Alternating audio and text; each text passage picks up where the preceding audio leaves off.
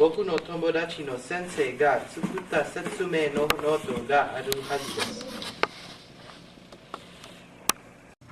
このノートは薬のですね。はい。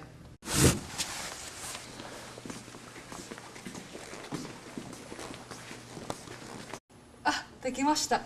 この中に入れてもいいですか？はい、構いません。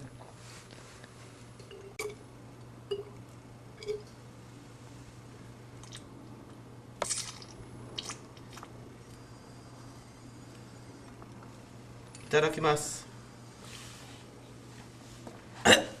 あ、まずい。どうして味がこんなに悪いのかしら。